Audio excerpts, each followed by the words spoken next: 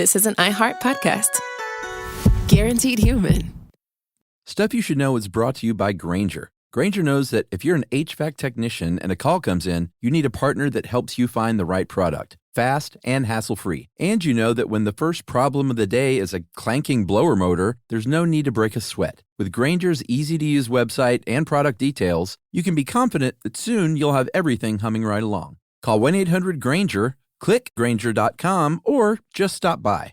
Grainger, for the ones who get it done. Hey everybody, the official Big Bang Theory podcast is back, covering seasons 3 and 4 of the show. Each week, host Jessica Radloff speaks with crew and cast members like Kunal Nair, Mayim Bialik, and Kevin Sussman. Hear about the Easter eggs you may have missed, behind-the-scenes stories, and how certain real-life relationships shaped some of the most memorable storylines. Watch the official Big Bang Theory podcast on HBO Max or wherever you get your podcasts.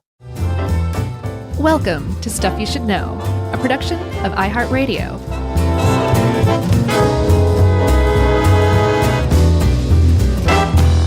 Steve Reich, and welcome to the podcast. I'm Josh, and there's Chuck, and it's just us today because we left Jerry back in Vegas, and one of us has to go get her, and we haven't tossed a coin yet to see who that's going to be. I'm not going back to Vegas. I'm not either. The smoky casinos destroyed my already weary, allergy-ridden throat. Yeah, it wasn't pleasant for my throat either. But we should probably tell everybody why we were inhaling secondhand cigarette smoke in Las Vegas recently and why Jerry's still there. Go ahead. Well, it's because we were honored this year by the Podcast Academy's Ambies, basically the Oscars of podcasting, with the Governor's Award, which basically says, hey, you've been at this for a while, and we think you're doing a pretty good job. And why don't you think about hanging it up? And here's an award on the way out the door. Right. And we were like, but we're mid-career. And they're like, nope, too late. You got the award. You've accepted it. You have to stop now. Yeah, it was really cool. It's kind of a lifetime achievement. And we've gotten a Webby or two here and there and some other things that, you know, it's always nice to get those things. But this felt like a genuine honor and like one that we should go pick up in person. And we had a great time and a epic celebration dinner afterward with Jerry and her friend and my friend and Nathan, who does our marketing. And it was just a really great celebration. It really was. It was a wonderful experience. So thanks a lot, Podcast Academy, because that was really cool. So it was really neat. Yeah. And it's got heft. Did you pick, they didn't give us one on stage because they're mailing them, but did you pick that thing up in the green room? No. Did you? Yeah, dude, it's heft. It's got heft. I mean, it looks like it. It's like a genuine, bona fide statuette. Yeah, all my other statues, you can blow on them and they tip over. Right? You're like, oh, it's hollow. Yeah, this one's got heft. That's awesome. Yeah, thank you again to the Podcast Academy. And honestly, thank you to everybody who's ever recognized us with an award. That's really meaningful every time. So thanks, everybody.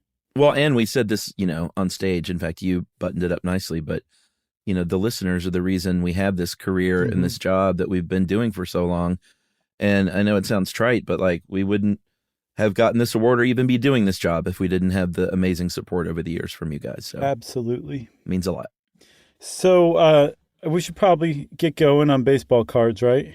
Yeah. Another quick COA for baseball cards. We have learned over the years the hard way that when you do a topic that is, it's not just based? it's not like, oh, ballpoint pins or this or that. When some people are very passionate about this thing, that we can get ourselves into trouble because we get little things wrong here and there that they think are major things. So we respect the baseball card community and just want to not apologize in advance, but just say that, we don't know nearly as much about this as you do. So be kind. I think that's well put. I'm just going to come out and admit right now, I cannot find the difference between a bonus card, an insert, and a subset card. Okay. They may be all the same thing, but I am terrified that there's a slight difference and that we're going to get chewed up for it. Well, I didn't even know that we were going to be comparing those three things, so I'm in big trouble. Did you collect baseball cards as a youth? Here's my deal is I have somewhere a box of probably, I don't even want to hazard a guess, maybe 500, 200, let's say 200 cards of different kinds. I have some old Star Wars cards. I got a few football cards. Yeah. I have some baseball cards, but I was never a collector. I would just get them as any kid who wasn't like, oh, I need to start collecting something gets them, which is like, oh, sure. They're in the stocking, or I might buy one here or there. But to answer your question, no, I was never like a collector of baseball cards or any card. That Star Wars card and thing sounds familiar. I think you talked about. Did you discover your collection again recently in the last couple of years or something? Not recently, but I could see you've been doing this a long time, my friend. Yeah. Recently, meaning like since 2008? Yeah. We've been doing, how long have we been doing this show? Governor's Award long is what I'm just going to say from now on. So I actually was a collector. I was a kid collector in that like every month I could not wait for the new Beckett price guide to come out. That to me was like the Bible. Wow. I had friends that would like steal cards from me.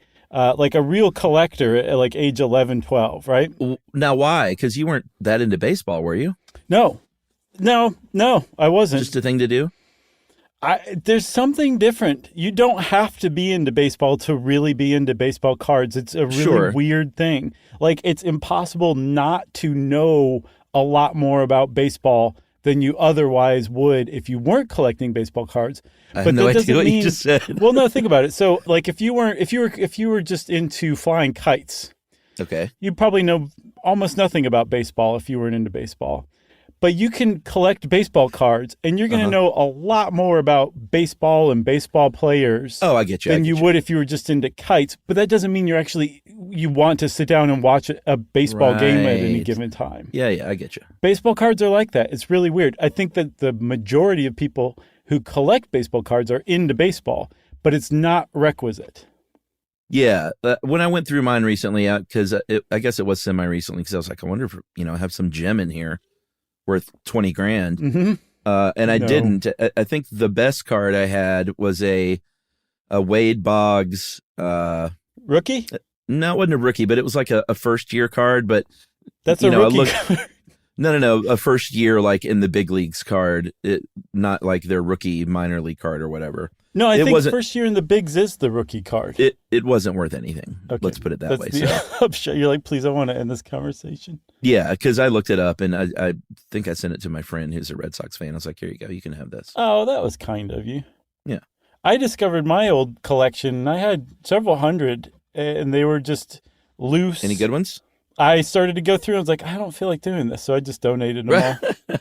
Because I knew that there weren't any like amazingly, ridiculously valuable ones, in part because when I was collecting, it was smack dab in the middle of what's called the junk era of baseball cards. Yeah. Because the market was so flooded, and we'll talk all about it. But to me, Chuck, just researching this and going back and seeing like the design of some of those cards, like seeing how Don Mattingly is like just in the midst of like tossing his bat to run to first base in his, I think, a 1988 Topps card. Like just seeing these things, it's just these neural pathways that haven't been like stimulated in decades are going off. And I'm just like in nostalgia heaven looking at all this stuff because I forgot what all of it looked like. So it's been kind of a nice little journey down the yellow brick road. But I want to circle back to our COA and say that doesn't mean that I remember like all the ins and outs either. Yeah. I'm no expert. I just was a big time fan back in the day.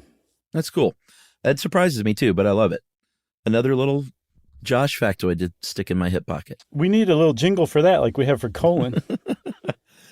So we're going to kind of breeze through the earliest days of baseball card trading, so we're not in here for 2 hours. But the earliest sort of ancestors of baseball cards were trade cards that, today you might see a business that hands out a calendar with like the local sports team or something, or a refrigerator magnet or something. Mm-hmm. These are kind of what trade cards were. They were business cards, and they said, hey, why don't we just stick something interesting on here so people will keep it? And sometimes that became a baseball player or a baseball team. Mm-hmm. And these cards weren't, I guess there may be a market for them in some circles, but it's not like this is considered like a tradable baseball card today. I don't think, right? No, I think that there's probably there's collectors out there who collect that. In the same way there's people out there who collect like old-timey potato chip tins. You know what I mean? Sure. Yeah. It's like super antique. And I think it's probably a niche market in the baseball card market. You know what I mean? Okay. So subgenre. Yes. But it's questionable whether you can be like, this is a baseball card. And there are a lot of people kind of putting baseball teams and baseball players on things at around the same time. So there's a lot of different competing first baseball card ever. But the one that usually gets pointed to is a 1869 Cincinnati Red Stockings card by Peck and Snyder, who were and apparently still are a sporting goods manufacturer who took a team photo, super Victorian. There's like heavy curtains on the edges of the photo and everything. Oh, yeah. Super sepia. I mean, just sepia to the max. And then on the back, there's like a drawing and an advertisement for Peck and Snyder's location on Nassau Street in New York. And a lot of people are like, this is really it. This is the genuine progenitor of the baseball card. Yeah, and that one, I believe, and Ed helped us out with this one. He found that was valued at a couple $100,000. Mm-hmm. Certainly no slouch card-wise, right? If you happen to have this one. In the 1880s is when things really kind of started taking shape, and that's when tobacco got involved. There was a farmer named James Buchanan Duke who started putting just cardboard cards and cigarette packs to keep them from getting, bent up and stuff when you sit on them. Mm-hmm. And they started printing pictures of things on those cards to make them interesting. And sometimes it might be a movie star, and sometimes it might be a sports star. And I believe in 1886 is when the Old Judge Cigarette Company started including baseball players. And this is also looked at as a kind of a milestone for a couple of reasons. One was because you got a random card that you didn't know you were going to get. It's not like it was a cigarette pack for, I know it was, I can't name a baseball player from back then, so I'm not even going to try. It was random, just like kids like you later on would buy packs of cards, like not knowing who you're going to get. And the other thing, it was called a premium, which is basically like, this is just an extra thing and something you were already buying. Right. Although I will argue that the gum part was not why kids were buying baseball cards. Right. That gum was not good. No, it wasn't. But that's how baseball cards later on would kind of get their restart, as we'll see. But so that's kind of how it went for about a century. Like they were random, and then they were extras to what you were buying. An Old Judge actually, like you said, I think it was 1886 that they released their first. That set, it's called the N167 set, is considered the first official set of baseball cards. Pretty cool. Yeah, so you can thank cigarette manufacturers for introducing baseball cards to the world. But the thing is, it's not like it was like, okay, it just started from there and it just kept going and developing. That's not the case, because baseball wasn't the only thing that you would find on these cards and cigarette packs. Eventually, because they were a premium, they were like, well, here, we want you to have something that you actually want. So here's a movie star who you've never heard speak out loud. Here is a bird. Here is a train. You don't know what a train is? Well, buckle up, because you're going to within the next few years. It wasn't just baseball players, and it wasn't just baseball card collecting that kind of, it didn't develop immediately, I guess is what I'm trying to say. There were other like detours and side tracks and stuff like that. Yeah, and they, these early ones kind of look like you would think. They were black and white. Sometimes they had a sepia tone. Color photography wasn't really a big thing, at least a widespread thing at this point. And so these cards didn't last long. They faded out in sunlight, and just basically being, on planet Earth, they would degrade because they weren't very high quality. And a lot of times they weren't even prints. They were actual like photographs that were glued to cardboard. So it's kind of a quaint early days of baseball card kind of thing. The Library of Congress, if you ask them, they will say that the first baseball card was a printed photograph of a baseball team that was a souvenir handout. And I'm not one to usually quibble with the Library of Congress, but I'm not sure I would count that as the first baseball card. Some people do, some people don't. I think the one from Snyder or Peck and Snyder's typically the one that most collectors think of as the first one. I'm sure we'll hear from people. For sure. You know? So, yeah. Oh, I know. So there are a lot of different eras in baseball card collecting, and they don't necessarily follow chronological order, weirdly. They more are referred to by where the cards came from. And like I was saying, there are a lot of blind alleys and sidetracks and just weird evolutions of baseball cards. And one of the ways that's evident is that in the late 19th century and early 20th century, there were a lot of different random places that you would get a baseball card. It wasn't standardized yet. So you might get one from the magazine that you subscribe to, or from your cigarette pack, or you bought like a box of biscuits and a baseball card fell out. So I think people who collect those kind of cards are okay with things not being particularly standardized and kind of hurly-burly instead, because that's how baseball cards were kind of like a train, just as kind of like chug, chug, chug, chug. With each like additional chug, a bunch of new baseball cards spat out in different weird random places from non-existence. A lot of train riffs so far today. Well, there's a lot of train stuff going on at the same time. Sure. It's of the era. Should we take a break? Oh, yeah. All right. I'm going to go study trains, I guess, so I can keep up. And we'll be right back. Stuff you should know. Stuff you should know.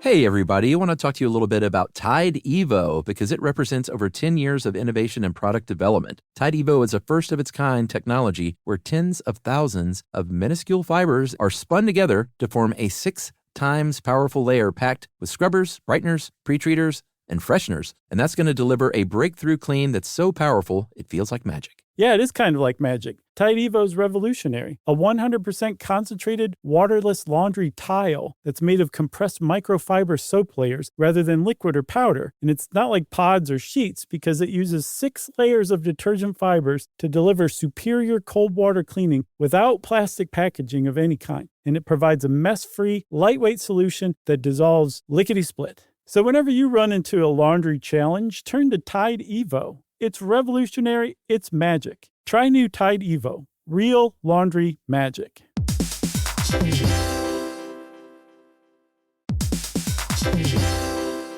On eBay, every find has a story. Like if you're looking for a vintage band tee, not just a tee, the band tee from the last show your favorite band ever played. You wore it everywhere. Then your girlfriend started wearing it, which was cute until she dumped you and took it with her, which was not so cute. Yeah, well, anyway, now you're on eBay. And there it is. Same tee from the same tour. Still living in your memory, rent-free forever. See, the things you love have a way of finding their way back to you. But eBay isn't just for getting whatever your ex-boyfriend or girlfriend stole back, right? No, it's also for that rare championship foul ball you caught, then heroically gave to the kid next to you. And where else are you going to find your first car? The one you wish you'd never sold. But now, finally get the chance to take it back home. For good this time. So shop eBay for millions of finds, each with a story. eBay. Things people love.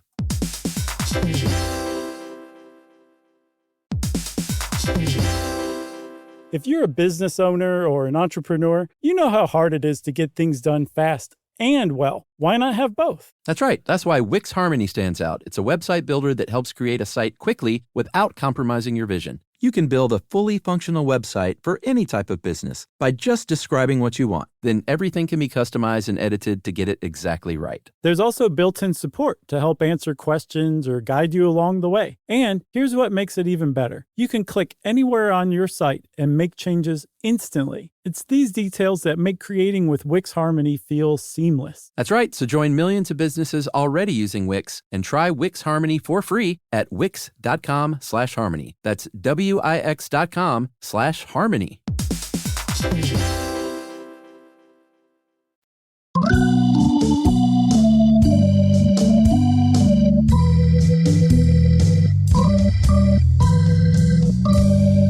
All right. So if you're looking at a modern baseball card, and we're not jumping forward in time that much yet. I'm just kind of talking about the labeling of the cards. You're going to probably see the company that made it.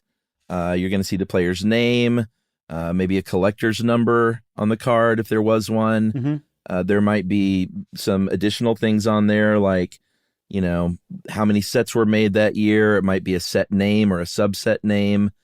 So you might see something like Ed gave an example.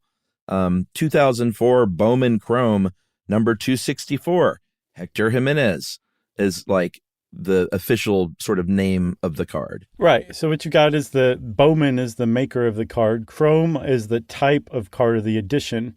Number 264, if I remember correctly, that would be Hector Jimenez card was 264 in the set of, say, like 300 or something like that. Okay. Those tobacco sets that we were talking about that came with cigarettes are very popular. It's called the tobacco era T sets. So, for instance, Ed lists the T206, very famous set from American Tobacco Company. And this was for a couple of years between 2009 and 1911. And this has the very legendary, the card that you may have heard of, even if you know nothing about baseball cards. Right. You've probably heard of the Honus Wagner because it is, I guess, not the most expensive or valuable baseball card of all time, but maybe the most well-known. And it's certainly up there. I think it was the first baseball card to crack a $1 million sale all the way back in 2000. But one of the reasons why it's so well known is because there just weren't that many of them. The legend goes that Honus Wagner said that he didn't, well, some people say that he was opposed to tobacco products, so he didn't want his card being sold within packs of cigarettes. And he may or may not have been opposed to tobacco. He just said that he didn't want his picture in cigarettes. But the real truth is probably that he didn't like not being paid for his likeness, which was being used to market and sell cigarettes now. Regardless, either way, there are not that many Honus Wagner cards, T206 Honus Wagner cards. And then one of the other reasons that it's really valuable and probably overvalued is because of a price guide from 1937, right? Yeah, there was a price guide that it seems like the author who wrote this just himself could not find this card readily, and kind of, I guess, misstated its rarity because of that. Yeah. Because there are other much rarer cards that from those sets even that aren't worth what the Honus Wagner's worth, and then it just became one of those things where the legend grew of the Honus Wagner card, and it kind of became famous and valuable because people said it was famous and valuable. Right, exactly. Because that T206 set, which was, I think, from 1909, you can get cards from that same set for $100 or less today. But that really? Yes, but that Honus Wagner sold most recently for $7.25 million in the last few years. So it really is just basically... It's become iconic and legendary just because people thought it was rare. And even when they found out it wasn't that rare, it doesn't matter. It's still a Honus Wagner card.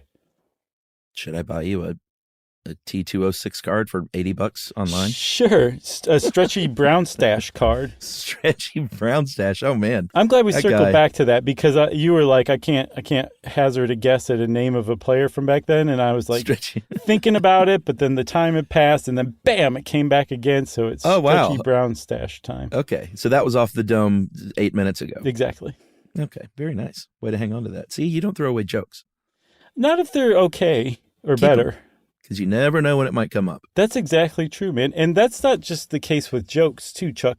That's the case with just information in general. Something that may seem trite or boring even at one moment, down the road you might be like, oh, I know the answer to that. And then, bam, someone's fallen in love with you. Well, it's funny, too, is, I've never done improv, but I know a lot of improvers, and they all have little hip pocket stuff, Like, really? They're certainly improving, but they all have their little bag of tricks that they keep and little gags and jokes and names. And when we did our TV show, Caitlin Bitsaguy, who played our boss Steve on the show and was one of the legit talented actors that surrounded us. Caitlin, I don't know if you remember this, but in one of the episodes, she she threw out the name Mike Vlasny. No, I don't And that remember stuck with me all these years as somebody who's like, something Mike Vlasny said. And I asked her, it just killed me for some reason. It was just, it had a funny ring to it. And I asked her afterward if she had just made that up. And she said, she's like, no. She's like, I've been using Mike Vlasny for years. She's like, it's a good one. It is a good one. It's like my Todd. Yeah. Well, true, Todd, but now you've got stretchy black, Black Brown beard? stash. Brown stash. It's good stuff. Hang on to it. Thank you. Ironically, he was blonde. Oh, wow. See, the story gets richer and richer. Yes, and. So let's get back to baseball cards, shall we? Yeah. I was going to start up again. Oh, well, hell, go ahead. No, go ahead. The T206 was one of the ones we were mentioning with the Honus Wagner card included, was one of the last tobacco sets. And then World War I comes along and kind of puts a halt on production because it seemed like wars back then just put a halt, like world wars, put a stop on lots of production of things that weren't needed when you needed other things. Not to mention the 1918 flu pandemic too, right? Sure. So I saw, Chuck, somewhere the time between basically 1900 and World War I as the golden era of baseball card collecting. Between what years? 1900 and basically 1916. Oh, interesting. Yeah, I thought that was interesting too, because again, these are the ones that are like, they follow very little rhyme or reason. Like Nabisco was putting out like baseball cards. It's just biscuit sets. Weird. Yes, they're notated with the D, and that's your bread baseball cards. Yeah.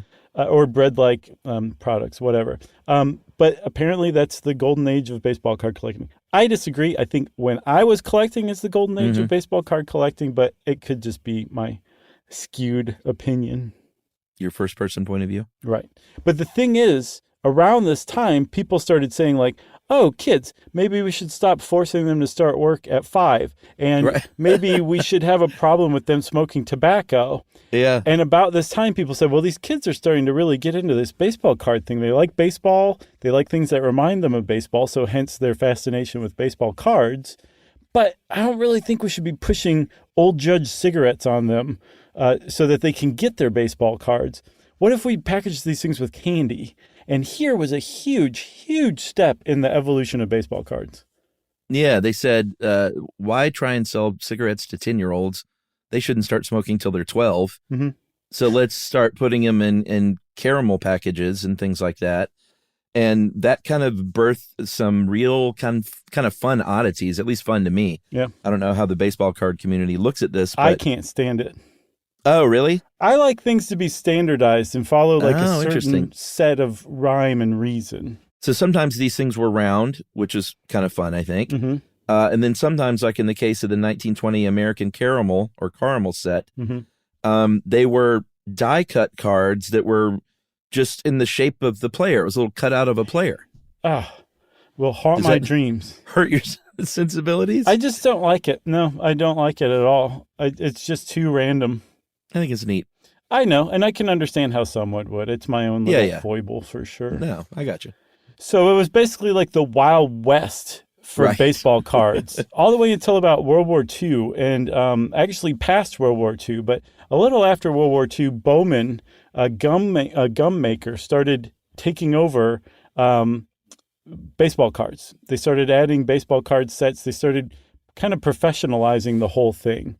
And in very short order, another gum maker called Topps said, oh, I like what Bowman's doing. They're really like increasing their sales. Let's see if we can figure out how to build a monopoly out of this. And they actually did. Big time. Topps had a monopoly on baseball cards. Like literally, you could not get a baseball card that wasn't a Topps baseball card from about the early 50s till about 1980. They were all that they had because Topps had figured out that they could go to individual players and say, hey, sign this contract so that we're the only one who can reproduce your likeness, and we'll give you X number of dollars every year. And players would be like, sure, why not? I don't have any allegiance to Bowman or Fleer or anything like that. And Topps just dominated the market, somehow survived an FTC investigation. They were a literal monopoly. They would get sued all the time, and they just withstood all of it until finally the players union was like, hey guys, these other companies are willing to pay way more. Stop signing these Topps contracts. And it wasn't until the players themselves stopped signing these contracts with Topps that the monopoly ended up getting broken up in that way. Yeah, I think it was just kind of what you did. Like you went to Major League Baseball and you signed with Topps, was just part of your deal. It's like signing with an agent or whatever. Right. Now, were there not any other companies making cards for nobody baseball players even? I don't know if they were for nobody. The way that Ed puts it is that basically you had to not even be a prospect in the minor leagues. Like maybe a mascot level player, right? I'm just wondering if there were any other baseball cards aside from Topps during that 30-year period. Okay. Surely there was something, right? Not that I understand. There were like football cards, there were hockey cards, but baseball seems to have been totally locked down by Topps essentially. Because think about it, if you're, say, Fleer, a rival to Topps, and you want to put out a baseball card set, but you can only sign 7 players out of all the players in Major League Baseball, like you're not even going to go to the trouble. Nobody's going to buy it, right? Right. So I would guess no. I think that it was basically just Topps this whole time, as just exclusively with baseball is all I'm saying. Well, what was Fleer making? Were they making other sports cards? Probably hockey and football, yeah, and maybe basketball, because those cards have been, I think hockey cards were almost as old as baseball cards. They were put in tobacco packs too. Yeah, you know what's funny is now that I'm remembering my pseudo collection, I had a few NBA cards and a few NHL cards in there too. Everybody's got them. I know. I remember seeing the random toothless hockey player. Yep. Mulleted toothless hockey player. Yep. Man, from that era. That is standard issue stuff right there. It's pretty good. And I also get the same neural pathways when I open that box. Man, it's the best. It's pretty strong stuff. One other thing I ran across, though, Chuck, is that ironically, there's a company from Italy called Panini. And Panini has a lock on the licenses for NBA and NFL until 2026. So Topps got beaten at their own game. They can't produce NFL or NBA official cards until 2026 now. Oh, look at you, Panini, locking down the sandwich making process and the football cards. That's right. There's a little sidebar Ed included, which I think is interesting, which was that, you mentioned, well, I don't know if you actually said it, but Fleer sued Topps in 1975. And a lot of case law has to do with baseball cards, including a very interesting side note that the whole idea of name and likeness and like owning your image and being able to profit from your own image and keeping people from profiting from your image came from a baseball card case in 1953. Correct. Yeah. Halen Laboratories, which is a terrible name for a gum maker, but that's who they were. They bought Bowman, and Topps was poaching their players that they had contracts with, and they sued Topps. And Topps argued, look, Bowman doesn't own that person's likeness. Yeah, they have a contract with the player, but what the player was saying is, I won't sue you, Bowman, for making a baseball card with my likeness. Not that I'm giving you any ownership over my likeness. I'm just waiving my right to sue you with this contract. And Topps said, you can't sue us because you don't own the likeness. You can go sue the player, but you can't sue us. And the court said, you know what? You're absolutely right. It resides in the person. And the person not only owns their likeness, but they're able to sell it or lease it to third parties. And it was all because of baseball cards. It took a little while to develop. Remember our legal precedent episode? Oh, yeah. Where I think the decision came from the Second Circuit Court of Appeals. So it wasn't binding in other courts, but it was eventually cited as precedent and spread and spread and spread. And then in the 70s, it was like a thing. Yeah. And boy, talk about a monumental case. Yeah. Like, especially these days. The human beings are brands these days with influencer, and not just influencers, but I hate even saying that word, but just celebrity image or whatever. And that was a huge, huge case. And I think, one of the most important reasons is it kept, like, it meant you could profit, but I think the big thing was it kept other people from being able to steal your image. So if you just want to be like a George Clooney class act, and not put your face on he probably does those ads in Japan and stuff, though, I bet. He does Nespresso ads here. Oh, does he? Okay. Mm-hmm. It's so weird. It's so random because it's like the only thing he does. Yeah, that is weird. Well, maybe he's just into it. I guess. I just think classy. I think Clooney. It just comes out of my mouth. He's classy. Should we take another break on that wonderful joke? Yes. All right, we'll talk about the kind of getting into the modern era right after this. Stuff you should know. Stuff you should know.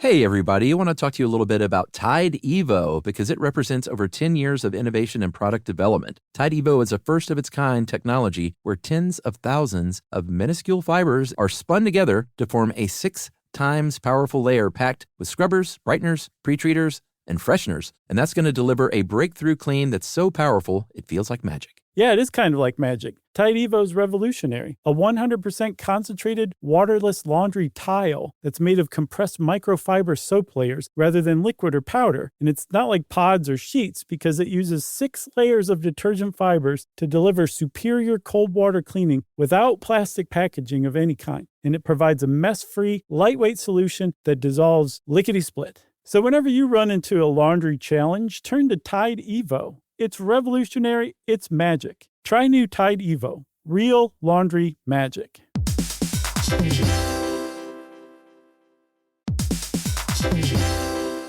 On eBay, every find has a story. Like if you're looking for a vintage band tee, not just a tee, the band tee from the last show your favorite band ever played. You wore it everywhere. Then your girlfriend started wearing it, which was cute until she dumped you and took it with her, which was not so cute. Yeah, well, anyway, now you're on eBay. And there it is. Same tee from the same tour. Still living in your memory, rent-free forever. See, the things you love have a way of finding their way back to you. But eBay isn't just for getting whatever your ex-boyfriend or girlfriend stole back, right? No, it's also for that rare championship foul ball you caught, then heroically gave to the kid next to you. And where else are you going to find your first car? The one you wish you'd never sold. But now, finally get the chance to take it back home. For good this time. So shop eBay for millions of finds, each with a story. eBay. Things people love.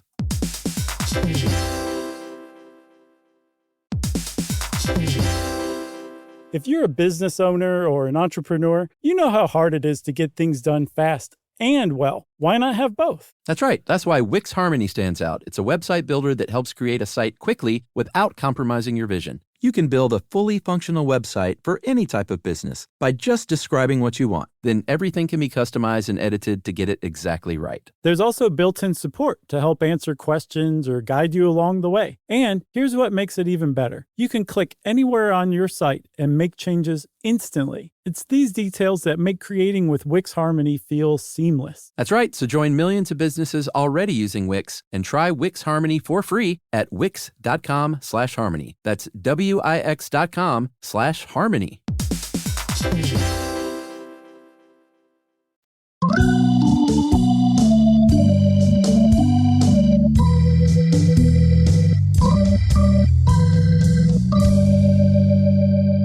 Okay, Chuck, so this guy is my guy that we're going to talk about. His name is Cy Berger, or Berger. I'm going to say Berger. He codified things and you love him for it. He did. That's absolutely right. He said, hey, everybody, let's start acting like we actually care about the product that we're putting out and start standardizing some of this stuff. Let's get the look up to date. Let's, put the logo of the team on the card. Right. Let's start using color in normal, coherent fashion like we are all sane. So Cy Berger, he was the one, he worked for Topps, appropriately enough, and he did such an amazing job that he set just basically standards that are still around today. Yeah, those stats on the back that you love so much. Mm-hmm. That was Cy Berger. Yeah. The little printed signature, Cy Berger. Yeah. Well, he wasn't signing them, Cy Berger. It was the players. Oh, it's a Cy Berger card. The size, the 3.5 by 2.5 size, became standard in 1957 because of Cy Berger. Well, that was a cost-saving measure too, right? Well, yeah. I mean, it definitely made sense. because I think there was less waste, right, on the printing sheets. Yeah, you could just print more cards per sheet, so you could save some money with printing when you're printing millions of cards, you know? The thing is, Chuck, is I think also that's another reason why I love baseball cards starting in this era, because they're all the same size, too. Mm-hmm. It's very much like my love for the right size G.I. Joes and not the overly large weirdo G.I. Joes of the days of yore. Look at you haunting me. Well, I mean, I think there's I'm not like particularly OCD, but I have a little bit of that stuff. We've talked about it before. And a stacked thing, if there are irregularities in that stacked thing, it drives me crazy. So I kind of get where you're coming from there. Yeah. Imagine like a die-cut arm sticking out of your set. Oh, my God. Now you know how I feel. Oh, Ugh. jeez. That's going to haunt me. One of the other things about Cyberger's success, Chuck, is that it was his transition. This is the 1952 set that debuted his work, I guess, the first one. Yeah. He was so successful that Topps was like, oh my gosh, like this is amazing. Our sales are through the roof. Let's release a second set in 1952. We'll catch everybody just in time for the playoffs, so they'll be all super psyched about that, and we'll just sell even more than we normally do. And they missed the mark. I think they came out a little late. They missed playoff fever and instead ran into baseball or football fever. Yeah. So people weren't really interested. So they actually took all of these leftover remnant. This is like the E.T. the game version of baseball cards. Uh-huh. They took all of these just overstocked leftover sets, and they warehoused them for a few years, I think. And finally in 1960, they're like, we're paying for these cards that we're never going to do anything with. Let's just put them on a barge and dump them in the ocean. And they did. They dumped them in the ocean. It's so strange, like little decisions like that. Like not to bury them, not to incinerate them, to dump them in the ocean. So not to go through them and maybe pick out ones that might be valuable. Exactly. Well, that's the thing. They didn't know that any of these things were going to be valuable, but it just so happened that the most expensive, the most valuable baseball card of all time, the 1952 Mickey Mantle, is down there at the bottom of the sea in droves. But because they're at the bottom of the sea, the ones that are topside still are incredibly rare and incredibly valuable, so much so that the 1952 Mickey Mantle sold for $12.6 million last year. Yeah, that was a 9.5 on the condition scale. Mm-hmm. And it is not even a rookie card, but it is that first Topps card that had that sort of modern baseball look in 1952. Yeah. So it's considered, or at least valued as the most expensive, Topps Honus Wagner even. Yeah. Yeah. It topped Honus Wagner, and I think the 1933 Babe Ruth is third for most valuable card. Right. Which makes sense. Sure. So now we're going into the next era of trading and collecting, which was, hey, you kids, I know you're kind of into this thing, but, you put them in your bicycle spokes and you play games with them and you handle them and muck them up. Mm-hmm. Adults are going to start collecting these and keep them in pristine condition because there's an actual trade and buy and sell market here. And we'll even have a convention. And the very first West Coast Sports Collectors Convention was in Brea, California in 1969 at a guy's house named Jim Knoll, because he was there wasn't enough people, basically. I think a couple of dozen people. Mm-hmm. And he was a prominent collector who I guess had a good enough house. They point to 1980, 11 years later, as the first true convention, in that I guess they held it at a hotel, the National Sports Collectors Convention.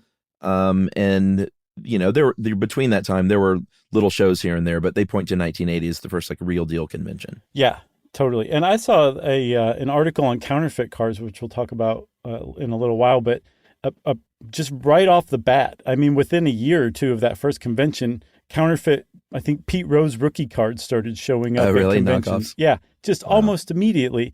But it's like you said, it went from just something that kids got as, kind of like, imagine collecting ring pops. Okay. Okay? It's virtually the same thing where like kids would just go buy it and, mess around with it for a little while. And then that was it. It was discarded, whatever. Imagine if adults suddenly were like, we want to buy those. Right. Sorry, you don't have adult money. Maybe you shouldn't have stopped working starting at 5 years back, right. and you would have adult money, but you don't. So now these things are really going to go up in price. And it didn't happen immediately, Chuck, but slowly but surely, starting around 1980 and then onward, it went from a hobby or something fun for kids and grown-ups alike to something incredibly amped up and almost on cocaine.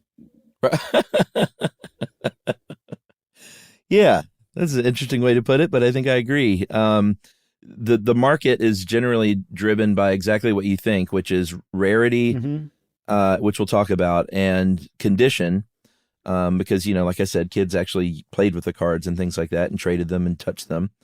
So a lot of these cards were not as valuable because they were mucked up. Sometimes these little cards were designed to be folded as little stand-up things. And like, this is one of the things that can drive a rarity. So if you have a card that was supposed to be folded in half as a little stand-up tent or something, like a little pop-up, but you never did that. It's like the Greedo that you never opened and played with as a kid or whatever. That means there's a low supply. It's just very simple supply and demand kind of thing. And Ed very astutely points out it's not exclusively, but a lot of baby boomers and their kids are the ones that are really into this community. And they created a very big demand in those 2 decades, in the 70s and 80s. And manufacturers were like, hey, we can make more money here. So then they ruined it by overproducing in the 90s. Upper Deck came along and did a really good job of debuting like next level cards that just looked awesome. The photos were better. They were on higher quality card stock, as opposed to just like junky cardboard. Sometimes they were hand autographed. Those are the really, really expensive ones now. And they would include little bits of like a shard of a splinter of a baseball bat that was used by a player, or a little tiny little thing of a baseball jersey. So these little extras started popping up, and it was really cool, but not Upper Deck, but just the market was flooded overall, and there were just too many baseball cards. Yeah, there's one with like a lock of Jose Canseco's hair.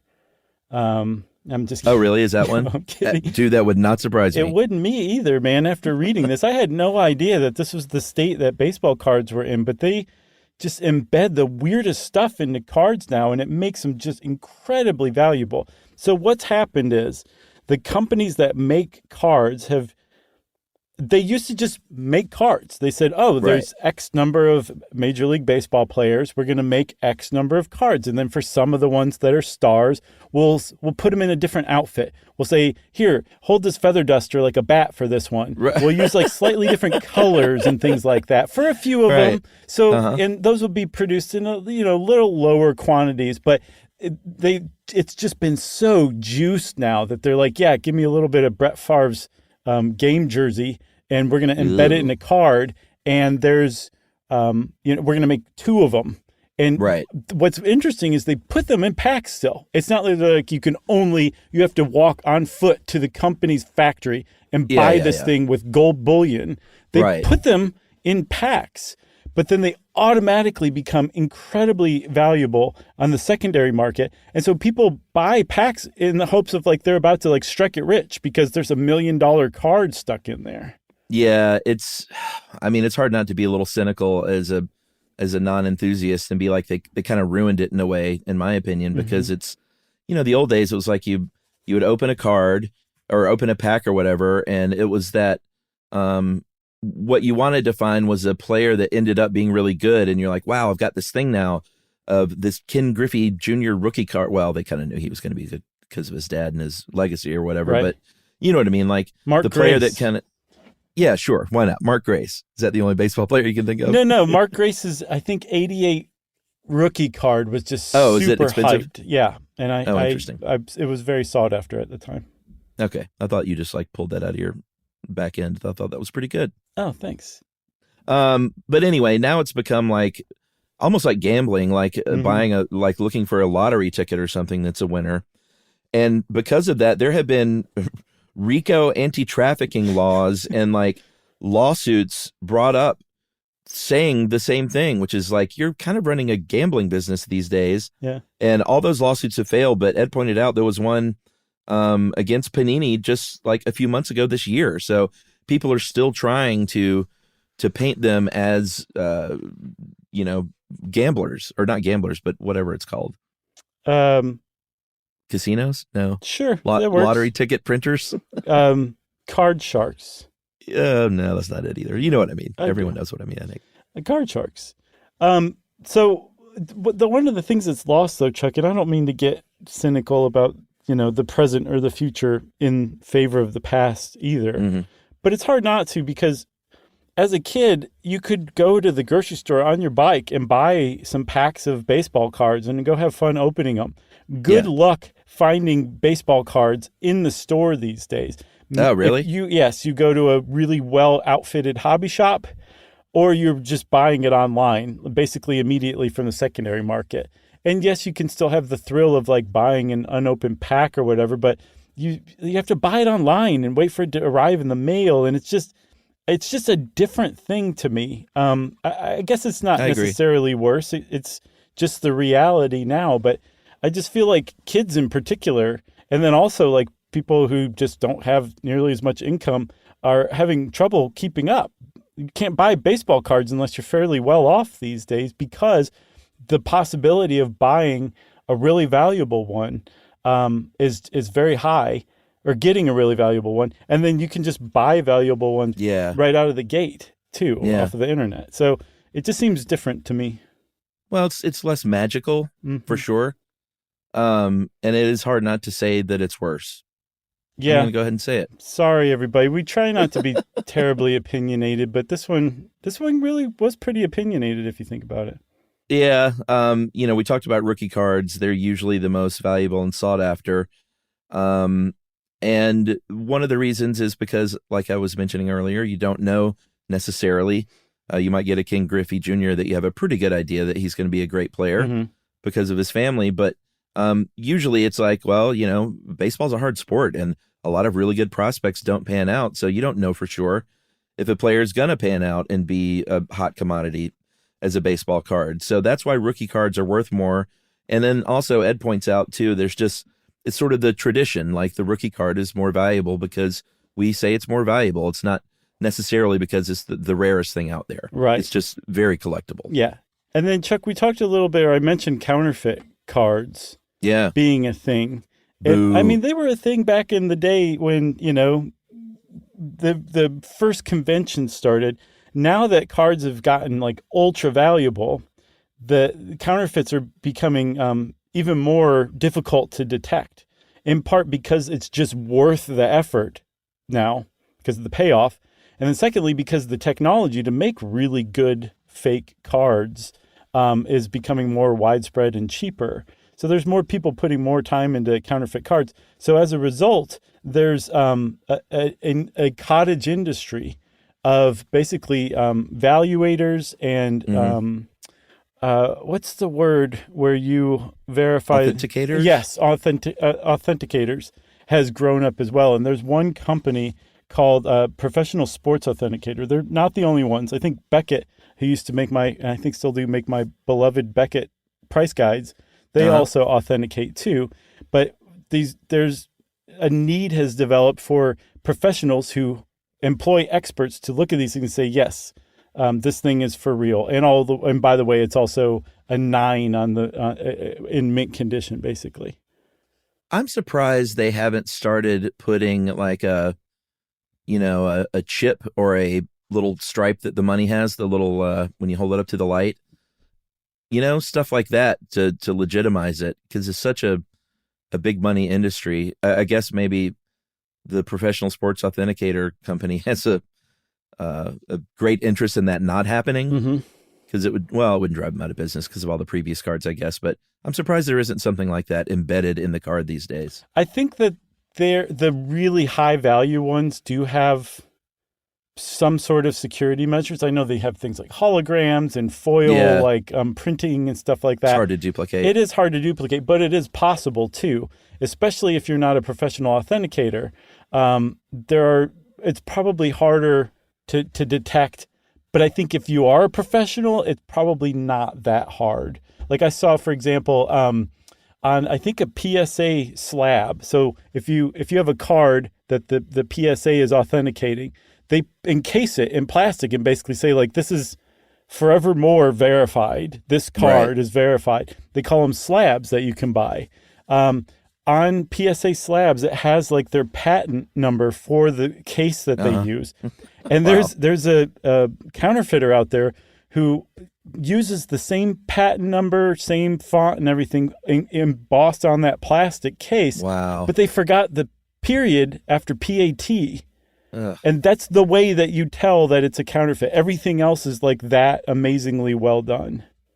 Instead of spending so much time trying to rip people off. Yeah. It seems like you have enough ingenuity to make money, doing something else. Yeah. You'd think if you're so. good enough to be a counterfeiter, maybe it's the thrill of crime or something. I don't know. I think for some people, crime is very romantic, especially baseball counterfeiting. Very romantic. The last thing I have is just a kind of cool little footnote that Ed points out, which is in a lot of trading markets, or collectible trading markets, the rarity and value comes sometimes from mistakes and errors, like the stamp that is misprinted, or the Jawa that looked like it had an erection that they quickly stopped on the assembly line. Not always the case with baseball. There are exceptions, but generally baseball card errors are not so valuable. There is at least one exception that I came across. Billy Ripken, Cal Ripken's brother, his 1989 Fleer card, he's holding a bat, and on the bottom of the bat, written in look like an erection? Sharpie, it said F face, but it was all spelled out. It was not abbreviated. Oh, boy. And he basically just trolled the Fleer company, and they printed it. No one noticed it for a while. And they finally, I'm not sure what they did with it, but that's a very highly sought after card too. the F face? Yeah. It's hilarious. They call it the Billy Ripken FF89 Fleer or something like that. Oh, wow. Yeah. I love that. The triple F. Yeah. Yeah, it is. I didn't notice that third F. You got anything else? I got nothing else. This was fun. I hope we got it mostly right. Yeah, and don't forget, there's podcasts out there dedicated to baseball card collecting. We're just giving a general view of it. So if you like it, go seek out some of those baseball card podcasts and enjoy those as well. And since I just said that, of course, it's time for listener mail. I'm going to call this a follow-up on the Catherine the First lineage. Remember, I couldn't quite remember all that stuff. From the Amber Room? Yeah, from the Amber Room. Mm-hmm. And I'm a huge fan of the TV show The Great. Oh, yeah? And it comes back for season 3, I believe, in May. Okay. So it's also a good way to plug that show, because this will come out kind of close-ish to them. This is from Rebecca. Hey, guys, been listening for quite a few years now. Very informative. And I'm not generally one to write in with corrections, but the Russian succession in the Amber Room area is such a good story. Could be an entire episode. Peter the Great imprisoned his son and heir after a failed revolt, and he died after torture. After Peter died, the crown bounced around various family members, including the wife that survived him, the peasant-born Catherine I, for whom the Catherine Palace is named for. Finally, Elizabeth secured the throne, ruled for many years. She apparently lived extravagantly with something like 200 shoes, or I guess 100 pairs. Never wearing the same dress twice, but she never married. So to ensure the succession, she named her nephew her heir and also arranged his marriage to a German princess named Sophia, who converted to Russian Orthodox and took the name Catherine. Wow. So after Elizabeth died, her nephew was so unpopular that only a few months later he was overthrown by his wife, who ruled as Catherine II, a.k.a. the Great, and that is wherein the TV show takes place. That's awesome. Had a chance to visit the Catherine Palace a few years ago, see the recreation of the Amber Room. It's smaller than I imagined, but still beautiful. Picture frames and tables are also made with amber mosaic. Thanks for the podcast. P.S. You're not supposed to take pictures in the room, but I attempted to sneak a pic before I was caught and scolded. Oh, wow. Lucky just scolded and not thrown into the gulag. That's right, Rebecca. I'm pretty good about rule following in those cases because I'm a rule follower generally, but I snuck one photo in of one of the Elvis's jumpsuits in Graceland. Oh, yeah?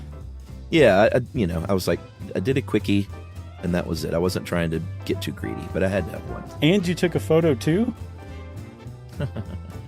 Yumi sat on his bed, I think I told you, on the 747 and set the alarm off.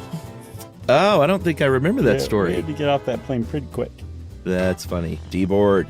So just one thing, since we're talking about Russia, I want to make a correction way back in the past. I think in our Louisiana Purchase episode, I mentioned that NATO is fighting a proxy war with Russia through Ukraine.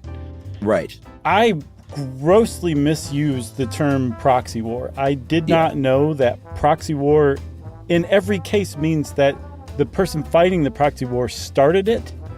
I do not think that NATO started this war at all. I think Russia was the aggressor, and I am definitely not pro-Russia in any way, shape, or form. As a matter of fact, I have a tremendous amount of admiration for the Ukraine, and I hope that dumb American politics don't get in our way of continuing to support Ukraine, FYI. Yeah, you were very misunderstood, and I felt terrible for you because we got quite a few letters, and that is not what you meant. But also, I learned my lesson, too. I should probably double-check big words before I use them. So, yeah, apologies to all Ukrainian Canadian listeners. Apparently, there's a bunch of you for any offense I caused. Yeah. Good stuff. Yeah, good stuff indeed. If you want to get in touch with us like any of our Ukrainian Canadian listeners or Rebecca, you can send us an email to stuffpodcast@iheartradio.com. Stuff You Should Know is a production of iHeartRadio. For more podcasts from iHeartRadio, visit the iHeartRadio app, Apple Podcasts, or wherever you listen to your favorite shows.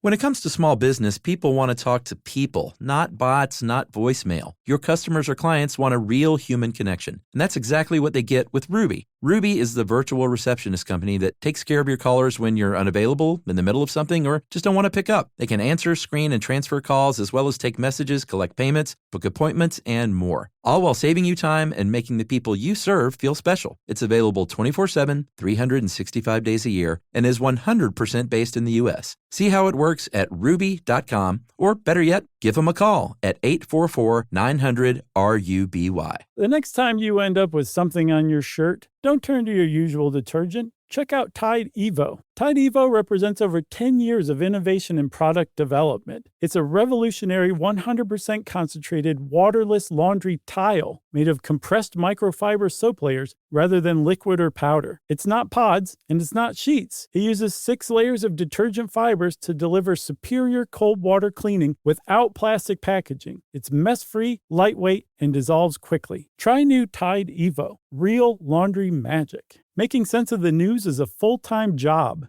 but it doesn't have to be yours. Not when The Guardian's new podcast, Stateside with Kai and Carter, does it for you. 3 times a week, journalists Kai Wright and Carter Sherman cut right to it, asking what's actually happening and why does it matter. Drawing on The Guardian's reporting, they provide perspectives on everything from sports to fashion and deliver it with clarity and context. Listen to Stateside with Kai and Carter, wherever you get podcasts or watch on YouTube. This is an iHeart podcast. Guaranteed human.